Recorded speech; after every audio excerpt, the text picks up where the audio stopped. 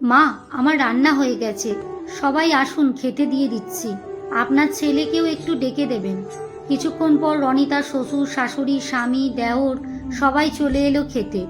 রনিতার শাশুড়ি এসে বলল, তোমার মা কোথায়, খাবে না? হ্যাঁ, খাবে তো। মা মনে হয় বসার ঘরে বসে আছে, আপনি একটু ডেকে দিন না। ঠিক আছে, তুমি সবার খাবার বাড়ো, আমি ডেকে দিচ্ছি বিয়ানকে। আসলে রনিতার বাড়িতে দুদিনের জন্য রনি তার মা এসেছে। এরপর রনিতা সবাইকে খুব সুন্দরভাবে খেতে দিল। রনিতার দেওর বলল, বৌদি, আজকের মাংসটা খুব ভালো হয়েছে, আর 2 পিস কি পাওয়া যাবে? হ্যাঁ ভাই, পাওয়া যাবে। তারপর রনিতা দেওরকে 2 পিস মাংস দিল। সবাই খাওয়া দাওয়া শেষ করে যে যার কাজে চলে গেল, কিন্তু তখনও রনিতার মা বসেছিল, এই ভেবে যে বাসন গোছাতে মেয়েকে একটু সাহায্য করবে। এরপর রনিতা নিজে খাবে বলে ভাত বেড়ে নিয়ে বসলো। রনিতার মা লক্ষ্য করল রনিতার মাংসের বাটিতে 1 পিস মাংসের ঝোল আর আলু।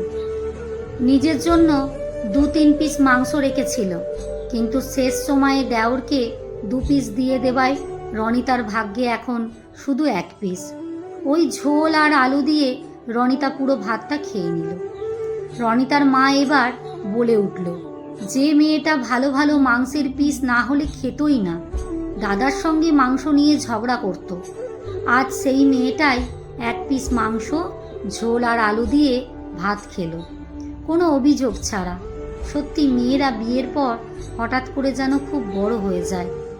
আমার সেই ছোট্ট মেয়েটা আজ পাক্কা গিন্নি। রনিতা এবার বলে উঠল, তুমিও তো এমন করো মা। বিয়ের আগে তোমাকে কতবার বলেছি, তুমি কেন ভালো মাংসের পিস খাও না, বড় পেটি মাছ খাও না। তুমি বলতে আমার ভালো লাগে না, এখন বুঝতে পারি কেন ভালো লাগতো না।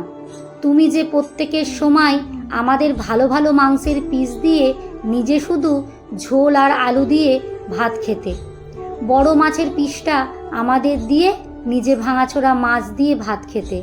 তখন এত বুঝিনি মা, এখন বুঝতে পারি শুধু ভালো ভালো খেয়ে আনন্দ হয় না, মাঝে মাঝে আপন মানুষগুলোকে নিজের থেকে ভালো খাইয়েও অনেক আনন্দ পাওয়া যায়। রনিতার মা এবার বলল, এভাবেই সংসারটাকে ধরে রাখিস, সবাইকে ভালোবাসিস, দেখবি এই যত্ন একদিন তোর কপালে জুটবে। ভালো থাক মা। এরপর রনিতার স্বামী একটা আইসক্রিম নিয়ে এসে রনিতাকে লুকিয়ে দিয়ে বলল, এই আইসক্রিমটা শুধু তোমার জন্য। আমি দেখেছি তোমার কপালে আজকে মাংস জোটেনি, সবার সামনে তো আমি কিছু বলতে পারি না, তাই এটা নিয়ে এলাম তোমার জন্য, ঘরে এসে খেয়ে নাও। এর পরের বারে মাংস আনলে আরও একটু বেশি করে আনবো। আসলে তোমার হাতের রান্না দিন দিন এত ভালো হয়ে যাচ্ছে, সবার খাওয়া বেড়ে যাচ্ছে। রনিতা এবার খানিকটা লজ্জা পেয়ে বলল, কি যে বলো না তুমি। হ্যাঁ, একদম সত্যি, আমি রুমে যাচ্ছি, তুমি চলে এসো। স্বামীর কাছে এমন কথা শোনার পর রনিতার মনটা আনন্দে ভরে উঠল।